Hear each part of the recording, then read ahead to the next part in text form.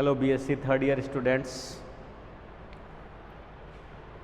हमारा topic continue जा रहा है प्लांट टैक्सोनॉमी एंड एम्ब्रियोलॉजी। हम यहाँ पे डिस्कस कर रहे हैं एम्ब्रियोलॉजी को, और हमारा इससे पहले जो सेगमेंट था उसके अंदर हमने इसमें डिस्कस किया है माइक्रोस्पोरेंजियम, ठीक है। और अब हम जो स्टार्ट कर रहे हैं वो है मेगा स्पोरेंजियम, और इसी में हम फीमेल रिप्रोडक्टिव पार्ट या फीमेल गैमेटोफाइट की हम बात कर रहे हैं, that is mega sporogenesis. Mega sporogenesis हम यहाँ पे डेवलपमेंट को देख रहे हैं। सिंपल वे में अगर अपन कहें तो हमने यहाँ पे डायग्रामेटिकली यहाँ पे ये हो गया न्यूसिलस और ये हो गए उसकी इंटेगुमेंट्री वॉल्स।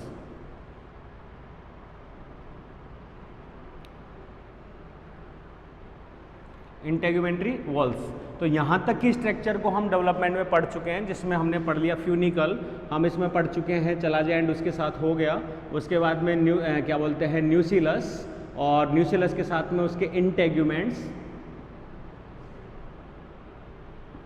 इंटेगुमेंट्स हो गया, न्यूसिलस हो गया, दैट इज फ्यूनिकल हो गया है, और माइक्रोपाइल, ठीक है। ये चीज़ें हो गई है। एक इसमें एक टॉपिक और है, अगर अपन एक्स्ट्रा कहें तो न्यू टाइप के हिसाब से यहाँ पे कुछ विशेष सेल्स जो हैं वो स्थूलीकृत हो जाती हैं लिग्निन या सुबेरिन से या क्यूटिकल से। दीज आर नोन एज हाइपोस्टेट, ठीक है। और ऐसी ही कुछ सेल्स जो हैं लिग्नीकृत हो जाती हैं या क्यूटिनाइज्ड हो जाती हैं, और यहाँ पे पैसेज को कंट्रोल करती है माइक्रोपाइल ट्यूब को, इनको। तो माइक्रोपाइल ट्यूब के अंदर इस प्रकार की दीर्घित सेल्स को हम बोलते हैं एपिस्टेट। बस ये दो टॉपिक्स हैं जो रह गए थे, न्यू टाइप के हिसाब से पूछ लिए जाते हैं, बहुत ज़्यादा मतलब इलिबरेट करने वाले नहीं है। तो यहाँ तक हमारा सब कुछ कंप्लीट हो गया। अब हम पढ़ेंगे एक्चुअल में फीमेल गैमेटोफाइट को, क्योंकि यहाँ तक जो हम संरचना पढ़ रहे हैं वो तो बीजाणुद्भिद स्पोरोफाइट। तो इसके अंदर जो हम डेवलपमेंट पढ़ रहे हैं किसका, एम्ब्रियोसेक का। तो इस एम्ब्रियोसेक के डेवलपमेंट को हम पढ़ेंगे किसमें, स्पोरोजेनेसिस में। तो हम यहाँ पे ऐड कर सकते हैं कि जब न्यूसिलस या ओव्यूल का डेवलपमेंट हो रहा था, उसी के ही साथ साथ एम्ब्रियोसेक का डेवलपमेंट भी क्या हो जाता है, प्रारंभ हो जाता है, ठीक है। एम्ब्रियोसेक का डेवलपमेंट भी इसी के साथ में प्रारंभ हो जाता है। एक चीज तो यहाँ पे क्या हो रहा है, हमने एक सिंपल वे में डायग्रामेटिकली अगर यहाँ पे ड्रॉ करें तो दैट इज प्लेसेंटा,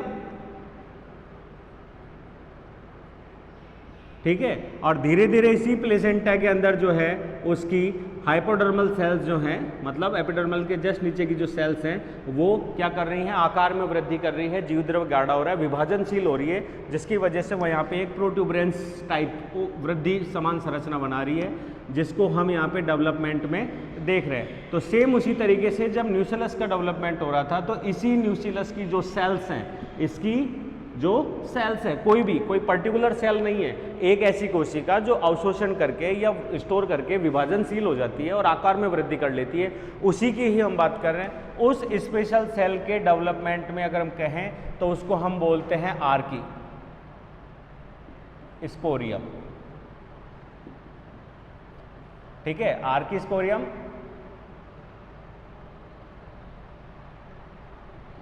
आर्कीस्पोरियम, इसको हम बोल सकते हैं प्रसूतक एक तरीके से, या सिंपल भाषा में हम बोलें तो that is spore initial cell. एक तरीके से स्पोर का मतलब हो गया बीज, मतलब जिसकी बात कर रहे हैं हम यहाँ पे ओव्यूल की बात कर रहे हैं, तो यहाँ पे ओव्यूल से मतलब है ओव्यूल की इनिशियल सेल, प्रारंभिक कोशिका, ये रही। क्लियर है यहाँ। अब इसके बाद आगे बढ़ते हैं। ये सेल पर्टिकुलर क्या करेगी, डिवाइड होगी, और इसमें सबसे पहला जो डिवीजन होता है वो होता है पेरिक्लिनल डिवीजन।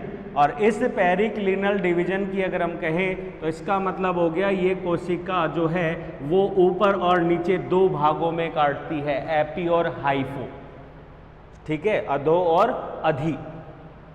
क्लियर है? पार्श्व नहीं काटेगी, ऊपर नीचे काटेगी, दैट इज पेरिक्लिनल, जिसको हम ट्रांसवर्स या अनुप्रस्थ विभाजन के नाम से भी जानते हैं।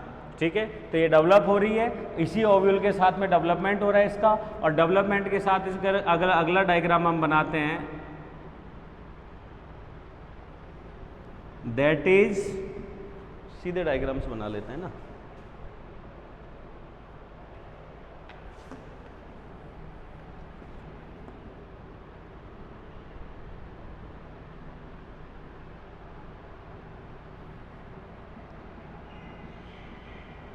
इनिशियल सेल जो कि सारी होमोजीनस है, सारी एक जैसी हैं, कोई अलग से इनमें विभेदन नहीं है, बस वो अपने आकार को क्या कर लेगी, बड़ा कर लेगी।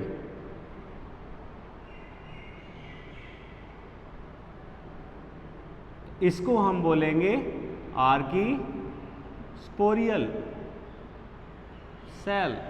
ठीक है, ये हो गया। अब इसमें पहला विभाजन कौन सा हो गया, अनुप्रस्थ। तो अगले डायग्राम के अंदर हम क्या करेंगे, इसमें विभाजन को दिखाएंगे, और उस विभाजन से कोशिका में क्या हो गए, पट्ट बन गए, और दो कोशिकीय संरचना जो है हमें दिख रही है। ठीक है, नेक्स्ट डायग्राम की अगर अपन बात करें तो यहीं पे क्या बन जाता है,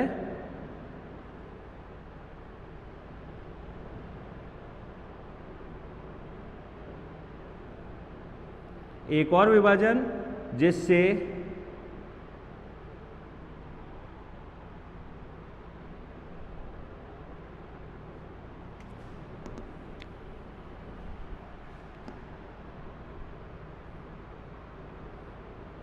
दो सेल्स बनती है आर्कीस्पोरियल सेल्स में, और आर्कीस्पोरियल सेल्स के दो बनने से इसमें ऊपरी जो कोशिका है वो एक तरीके से बनती है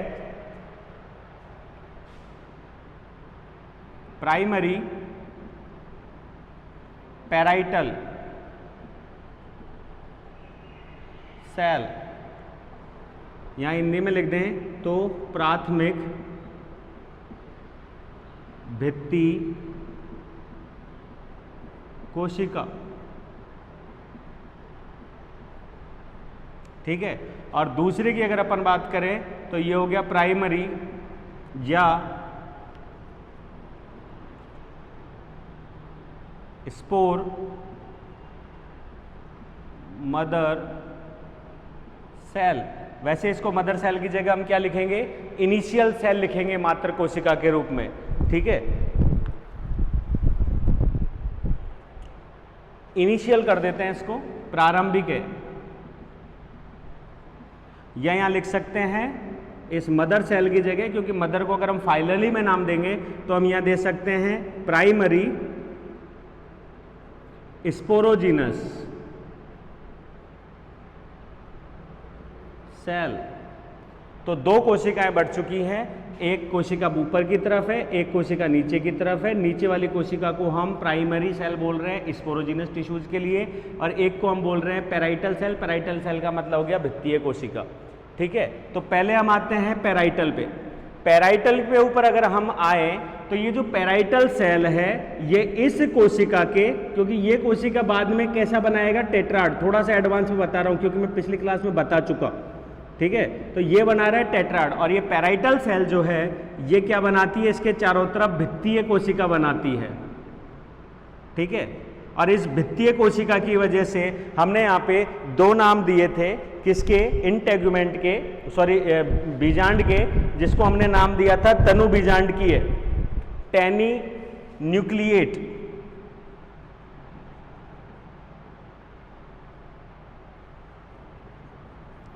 टैनी न्यूक्लिएट, और एक नाम दिया था कार्सी।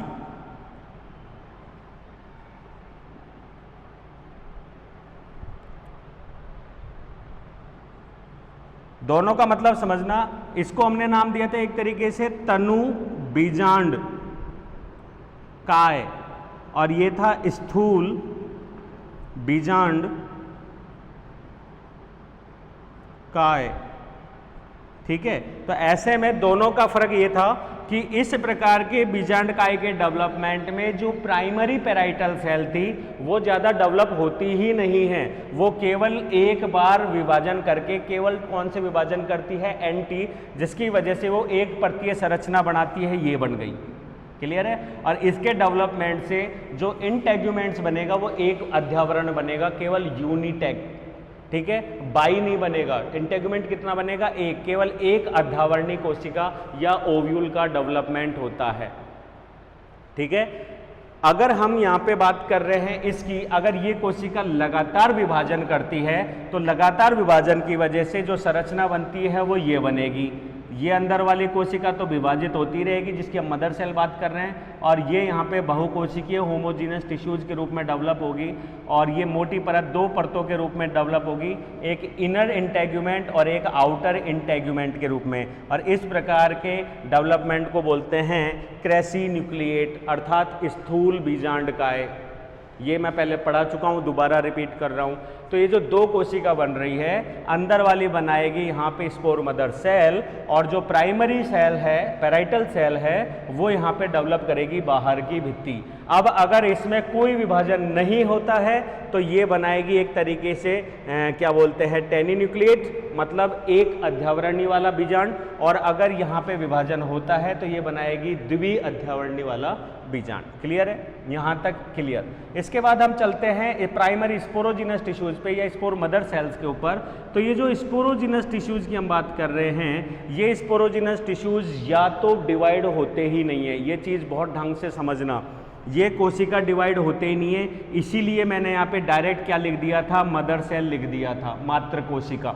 ठीक है, या तो ये विभाजित होंगे ही नहीं, या फिर ये विभाजित होंगे तो कौन सा विभाजित होंगे, ये। अब इसमें एक चीज और समझ लीजिए, एक एग्जाम्पल दे रहा हूं म्यूजा का। किसी भी एक ही फैमिली के पादप में जो फूल उगते हैं, उन फूलों के ओव्यूम में इस कोशिका का विभाजन जरूरी नहीं है कि सभी में सेम हो, कभी कभी अलग अलग भी नोटिस किए गए हैं, जैसे कि म्यूजा के एक पुष्प में यही विभाजन लीनियर देखा गया है। लीनियर का मतलब जिसमें टेट्राड जो बनता है, चतुष्क, वो एक लीनियर पोजीशन में होता है। क्लियर है। दूसरा, इसमें एक विभाजन तो कैसा हो रहा है, पेरिक्लिनल, और एक विभाजन कैसा हो रहा है, एंटी। इसकी वजह से एक कोशिका और बनेगी ऊपर नीचे, और दूसरी कोशिका जो बनेगी वो बनेगी साइड में, क्योंकि उसमें एक हो गया कौन सा, पेरी, और बाकी के जो हो गया वो कौन से हो गए, एंटी। इसको हम बोलते हैं उल्टा टी शेप, टी शेप। और यही विभाजन अगर पहले हो जाए एंटी, तो दो कोशिकाएं तो ये बनती है और दो कोशिकाएं ये बनती हैं, इसको हम बोलते हैं सीधा टी शेप।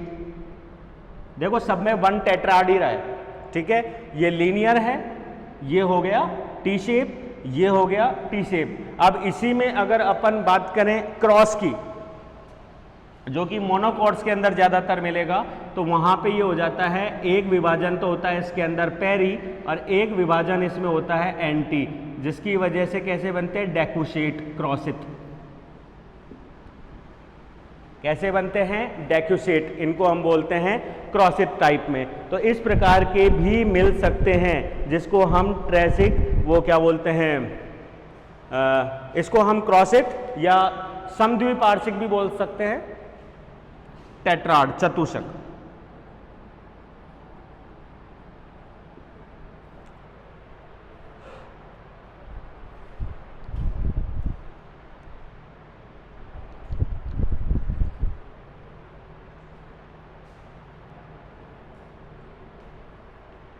इस सेल, जिसको हमने आर्किस्पोरियल सेल कहा, प्रसुप्तक, उसमें एक विभाजन से दो कोशिका बनी, ऊपर की तरफ भित्ति कोशिका प्राइमरी, नीचे की तरफ प्राइमरी स्पोरोजिनस टिश्यू, जो हर जगह बनता है, सेम ही डेवलपमेंट। ऊपर वाला विभाजित नहीं होता है तो यूनिटेग्यूमेंट बनता है, और अगर विभाजित होता है तो बाइटैग बनता है, मतलब द्वि अध्यावरण युक्त। वहीं अगर अपन बात करें तो इस प्रकार में विभाजन होता है मोनोकॉट्स में, क्योंकि मोनोकॉट्स के अंदर जो है अध्यावरण दोनों पाए जाते हैं, ये प्रिमिटिव्स हैं। उसके अलावा जो बेसिक सेल है, निचली सेल हाइपो, वो सेल जो है अगर कई बार देखा गया है कि विभाजन करती नहीं है और डायरेक्ट कन्वर्ट हो जाती है किसमें, मदर सेल में, और वही कोशिका आगे जाके पूरे के पूरे किसको डेवलप करेगी, एम्ब्रियो सैक को। ठीक है, लेकिन कभी कभी ये विभाजन करती है जैसे कि म्यूजा, और उसमें विभाजन करती है अलग अलग टाइप से, लीनियर टाइप से विभाजन कर सकती है जिसमें 3 पेरिक्लिनल डिवीजन है, यहाँ पे 2 पेरी और 1 एंटी है, यहाँ पे पहले एंटी और 2 पेरी हैं। ठीक है, उसके अलावा अगर अपन बात करें तो यहाँ पे 1 पेरी और 1 एंटी है, जिसकी वजह से समद्विपार्श्विक संरचना यहाँ पे बन रही है। ये कंप्लीट स्ट्रक्चर बनती है किसमें, स्पोर मदर सेल में। अब इस टेट्राड के डेवलपमेंट को समझिए। ये जो 4 कोशिकाएं बनी हैं, इनके डेवलपमेंट, उपस्थिति के आधार पर क्या हो रहा है, यहाँ पे फाइनली ये जो टेट्राड बनता है जिसको हम बोलते हैं स्पोर टेट्राड, इस स्पोर टेट्राड में मैक्सिमम 4 में से मात्र 1 कोशिका ही बचती है, और 3 कोशिका जो होती हैं वो हो जाती हैं हासित, या इसी को न्यूट्रिएंट दे देती हैं, पोषण दे देती हैं, डिग्रेड हो जाती हैं या अवघटित हो जाती हैं। और 1 कोशिका जो है वो आकार में बड़ी होकर, आकार में वृद्धि करके बड़ी होकर और क्या बना देती है, मेन स्पोर मदर सेल। इस चीज का ध्यान रखना।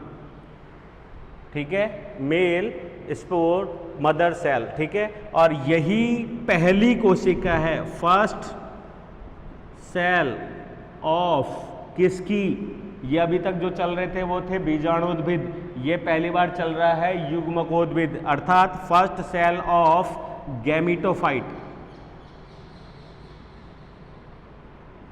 क्योंकि ये कैसी है, एन है, गैमीटोफाइट कोशिका जो है ये बन रही है, फर्स्ट सेल ऑफ गैमीटोफाइट। इससे पहले की जो कोशिकाएं हैं वो सारी के सारी किसको रिप्रेजेंट कर रही है, बीजाणुद्भिद, स्पोरोफाइट को डेवलप या प्रदर्शित कर रही है।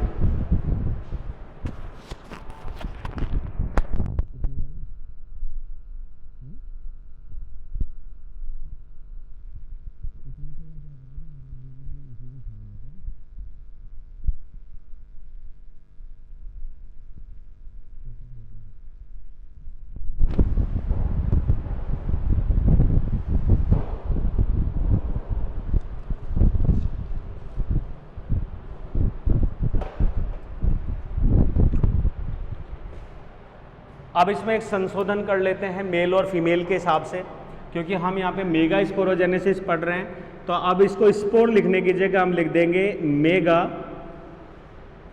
स्पोर मदर सेल, जो कि फर्स्ट सेल है गैमीटोफाइट की। अब जो हम बात कर रहे थे, स्पोर जो टेट्राड है, उस स्पोर टेट्राड में 4 अगुणित कोशिकाओं में से अगर 3 हासित हो जाती हैं, 1 ही बचती है, तो इस प्रकार से जो एम्ब्रियो सैक डेवलप होगा, उस एम्ब्रियो सैक का क्या होगा, दैट इज मोनोस्पोरिक। ठीक है, मोनोस्पोरिक, जिसको हम हिंदी में लिख सकते हैं एकल बीजाणुक। ठीक है, कुछ एग्जाम्पल्स हैं जिनके अंदर यहाँ पे 4 में से 2 हासित हो जाती हैं और 2 सेल्स बनते हैं, और उन 2 सेल्स से, उन 2 हैप्लॉइड सेल से डेवलप होता है एम्ब्रियो सैक का, दैट इज डाई या बाई स्पोरिक। और अगर 1n से, ये 2n से, और अगर चारों की चारों सेल्स डेवलप हो रही हैं, नष्ट नहीं हो रही हैं, और वो चारों की चारों मेगा स्पोर्स के रूप में रिप्रेजेंट कर रही हैं, तो इस प्रकार के एम्ब्रियो का जो डेवलपमेंट है उसको हम बोलते हैं टेट्रा स्पोरिक। अगर हम सामान्यतः बात करें एंजियोस्पर्म्स में तो मोनोस्पोरिक बीजांड ही सबसे ज़्यादा पाया जाता है और उसमें भी पोलीगोनम टाइप जो है वो सबसे ज़्यादा पाया जाता है। अब इसके डेवलपमेंट की हम बात करें तो पहले तो हम यहाँ पे संरचना देख लेते हैं किसकी, एम्ब्रियो सैक की, कि एक्चुअली में एम्ब्रियो सैक है क्या चीज़। फिर हम यहाँ पे बात करते हैं इसके टाइप्स की।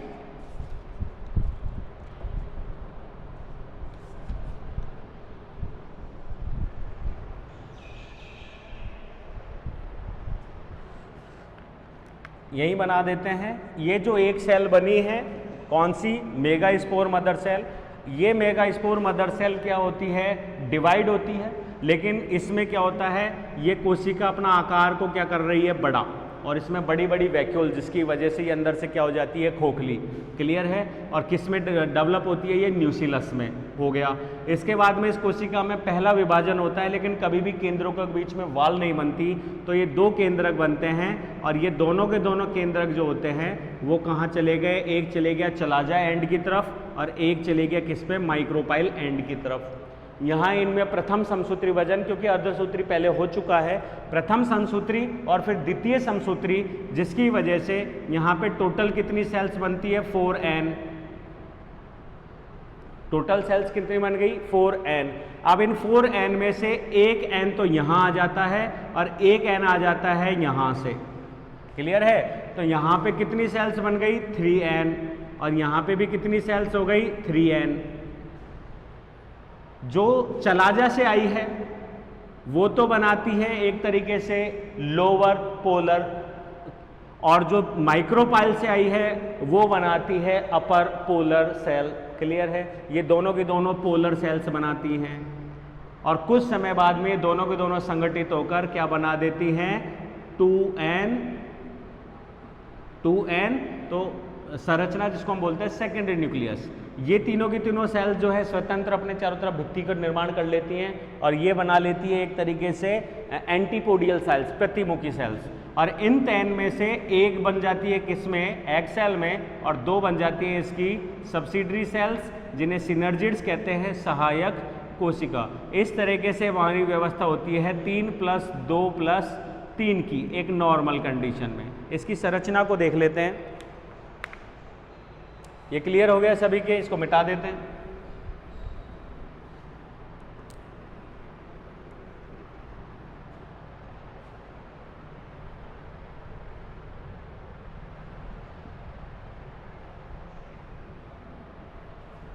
तो हम आते हैं वही एक मोनोस्कॉर्पिक, जिसके ऊपर हम पॉलीगोनम की बात कर रहे हैं, और उसके अंदर जो सेल है डेवलप हुई है न्यूसिलस के अंदर, जिसको हमने कहा है मेगा स्पोर मदर सेल। वो megaspore mother cell nucellus के अंदर पोषण प्राप्त करके क्या हो रही है, इलोंगेट हो रही है। ठीक है। पोषण प्राप्त करके क्या हो रही है, एलोंगेट हो रही है, और उसी दौरान उसके अंदर क्या बन रहे हैं, एक केंद्रक जो है विभाजित होकर क्या बना रहा है, दो केंद्रकों में बन गया n और n। ठीक है। ये हो गया। सेकंड में ये दोनों के दोनों कहाँ शिफ्ट हो गए, एक हो गया ऊपर, एक हो गया नीचे, दैट इज चलाजा, और ये हो गया माइक्रोपाइल। ठीक है। अगले डायग्राम के अंदर यहाँ पे इनमें सम विभाजन, कितने, दो विभाजन दोनों में, इसके फलस्वरूप कितनी कोशिकाएं बन गई, 4 ध्रुवीय कोशिकाएं यहाँ पे हमको दिखाई दे रही हैं। इन 4 ध्रुवीय कोशिकाओं में से 3 तो रुक जाती हैं ऊपर और 3 मिल जाती हैं नीचे। ऊपरी एक कोशिका यहाँ से नीचे आकर और बनाती है एक तरीके से ऊपरी अपर पोलर सेल, और एक यहाँ से जाती है, ये बनाती है लोअर पोलर सेल, और ये भी कैसी हैं, n, ये भी कैसी हैं, n+n, और ये भी कैसी हैं, n। अब माइक्रोपाइल की ओर की जो सेल है, उस सेल में जब तक ये एम्ब्रियो जो है ये एक वृहद डेवलप शेप ले लेता है, और हम इसकी अब भित्ति को बोलेंगे embryo sac wall embryo sac में डेवलप हो चुका है पूरा न्यूक्लियस में। और यहाँ जो सेल है माइक्रोपाइल की ओर, इसमें से एक कोशिका आकार में वृद्धि कर लेगी और दीर्घवृत्ताकार हो जाएगी, जो कि एन है, इसको बोलेंगे एग सेल। एग सेल का मतलब अंड कोशिका, ठीक है। और ये कैसी हैं, एन कंडीशन। ये दो इसके समीपस्थ कोशिकाएं और हैं जो कि अर्ध हासित प्रकार की हैं, लेकिन पूरी तरीके से हासित नहीं हुई हैं, और ये दोनों की दोनों सेल्स कहलाती हैं सिनर्जिड्स। ये भी दोनों की दोनों कैसी हैं, हैप्लॉइड है, सहायक।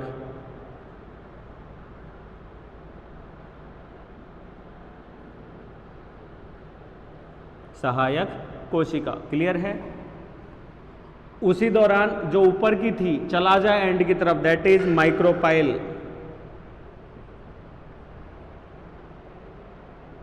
माइक्रोपाइल एंड, ठीक है। और ये हो गया कौन सा, चलाजल एंड। तो यहाँ पे जो सेल्स थी ये इनसे आकार में छोटी ही होती हैं, बहुत ज़्यादा बड़ी नहीं होती। और ये तीनों के तीनों सेल्स जो हैं वो यहाँ पर सेम आकार के अंदर इकट्ठी होती हैं, और ये कहलाती हैं एंटीपोडियल सेल या एपरेटस बनाती हैं। और यहाँ पे इनको बोलते हैं प्रतिमुखी, इसलिए बोलते हैं क्योंकि ये मुख के सामने की तरफ है, अपोजिट डायरेक्शन में, इसलिए प्रतिमुखी। यहाँ पे अगर अपन एग सेल और सिनर्जिड्स की बात करें तो इसको बोलते हैं एग एपरेटस। सिस्टम बनाती है पूरा का पूरा तंत्र।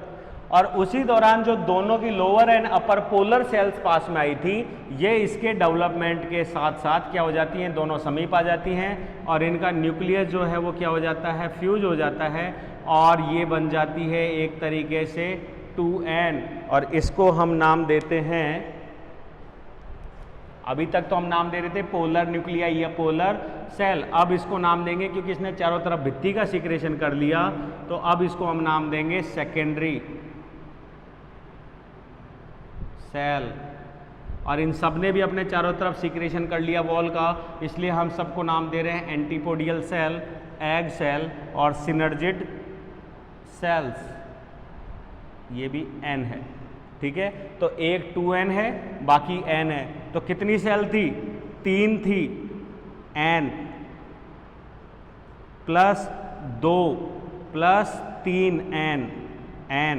लेकिन इन दोनों ने आपस में जुड़ गई, इसलिए यहाँ पे कॉम्बिनेशन बना दिया डेवलपमेंट में 3 + 1 + 3। ये तो n है, ये 2n है, और ये n है। टोटल 8n सेल्स से बना होता है एम्ब्रियो सैक। ये है हमारी स्ट्रक्चर एम्ब्रियो सैक की।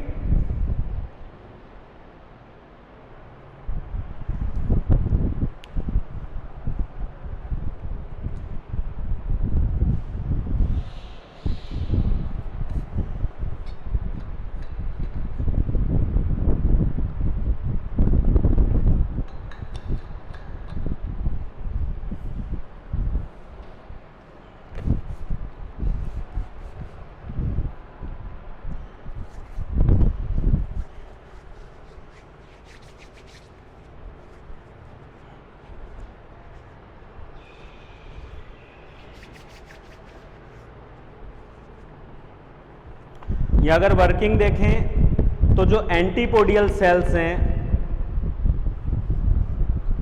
वो चलाजल एंड की ओर है, और चलाजल एंड ही एक तरीके से फ्यूनिकल से जुड़ा हुआ है, जो कि पोषणग्राही होता है। इसी के अंदर जो है वाहिनिकाएं जो हैं वो ओपन होती हैं, और ये प्लेसेंटा से क्या करता है, भ्रूण के डेवलपमेंट तक पोषण प्राप्त करता है, ठीक है। तो ये एक तरीके से मार्जिनल सेल्स के रूप में हो जाती हैं। दूसरा हमने यहाँ पे एक शब्द और दिया, हाइपोस्टेट।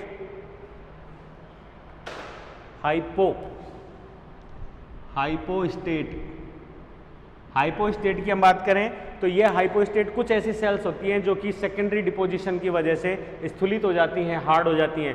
तो या तो ये इसको जो चलाजल एंड है उसको मार्जिन प्लस मैकेनिकल सपोर्ट दे रहा है डेवलप होते हुए भ्रूण को, ठीक है। उसी के अलावा अगर अपन इसी की बात करें तो कई ऐसे एग्जाम्पल्स हैं जिनमें ये सेल्स और एंटीपोडियल सेल्स जो हैं वो निषेचन के दौरान या डेवलप होते हुए एम्ब्रियो को अपने आप को डाइल्यूट करके क्या कर देती हैं, अपघटित करके फ्लूइड सीक्रेट करती हैं। और वो फ्लूइड जो है वो किस में सीक्रेट कर देती हैं, ये इसमें एम्ब्रियो सैक में, जो कि क्या करता है, डेवलपमेंट में काम में आता है। तो एंटीपोडियल सेल्स इसी रूप में यहाँ पे एक तरीके से पोषण के रूप में होती हैं।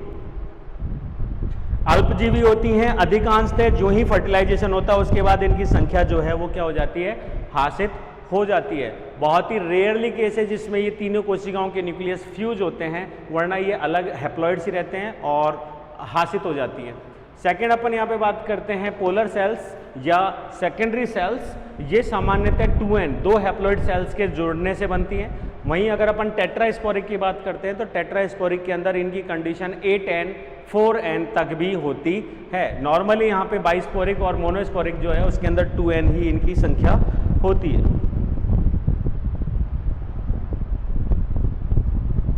अगर हम टेट्रास्पोरिक की बात करें तो अभी हम इसमें डिस्कस करेंगे। फ्रेटिलेरिया एग्जाम्पल है जिसके अंदर ये टेट्रास्पोरिक सेल्स या जो मदर सेल्स हैं वो फ्यूज हो जाती हैं और उनके फ्यूज होने की वजह से यहाँ पे 3n पोलर एंटीपोलर सेल्स बनती हैं और वो बाकी की तुलना में सबसे आकार में सबसे बड़ी होती है। तो वही एक एग्जाम्पल है, बाकी और मेन काम इनका पोषण या न्यूट्रिएंट्स का देना है एम्ब्रियो के अंदर।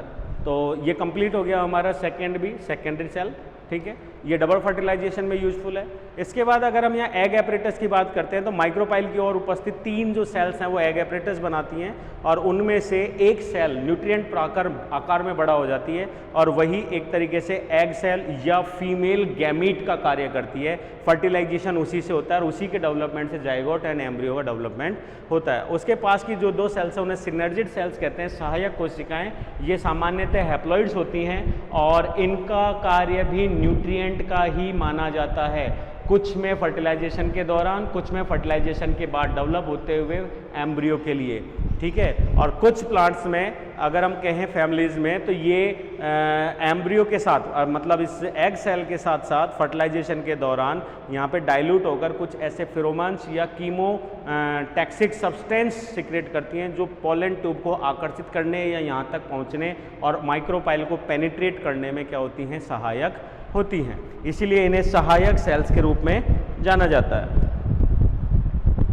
सामान्यतः एग सेल से इनकी संरचना जो होती है वो कम या छोटी होती है। ये सेल्स भी एंटीपोडियल की तरह अल्पजीवी होती हैं और फर्टिलाइजेशन के पहले या फर्टिलाइजेशन के बाद जो है इनका ह्रास हो जाता है और ये पोषण प्रदान करने का कार्य करती है। तो ये है पूरी स्ट्रक्चर किसकी, एम्ब्रियो की। अब यहाँ पे हमारे पास में कुछ क्वेश्चंस बनते हैं कुछ अलग से, जिसमें हम कह सकते हैं कि ये जो एम्ब्रियो के अंदर spore mother cells, megaspore mother cell बनी है 4 में से एक सेल से, उसकी उपस्थिति, उसमें केंद्रकों की संख्या, उसमें भ्रूण के परिपक्वन आदि के आधार पर आवृत बीजियों के एम्ब्रियो शोक को हम कुछ मुख्य भागों में बांटते हैं, ठीक है, जो कि है मोनोस्पोरिक, बाइस्पोरिक और टेट्रास्पोरिक।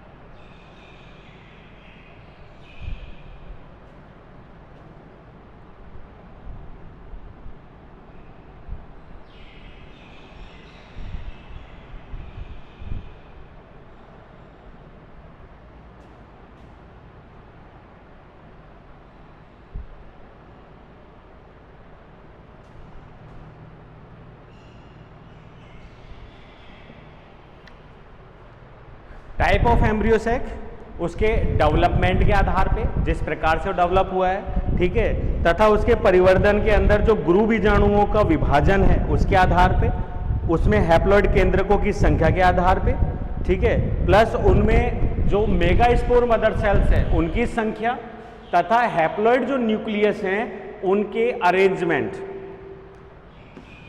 के नंबर एंड अरेंजमेंट। दोबारा समझा देता हूं, जो भ्रूण कोश है उसका डेवलपमेंट अर्थात उसके विकास के क्रम में, दूसरा उसके अंदर इस मेगास्पोर संख्या कितनी है उसके आधार पे, उसके अंदर इसके विभाजन से बनने वाले हैप्लॉइड न्यूक्लियसों की संख्या के आधार पे, प्लस उन हैप्लॉइड न्यूक्लियस का अरेंजमेंट क्या है, क्योंकि हम बेस क्या बना रहे हैं यहाँ पे, हमने क्या पढ़ा एम्ब्रियो सैक में, हमने वहाँ पे 4 टाइप की सेल्स पढ़ी। चला जाए एंड की तरफ, 3 हैप्लॉइड सेल्स है जिनको हम कह रहे हैं एंटीपोडियल सेल, प्रतिमुखी।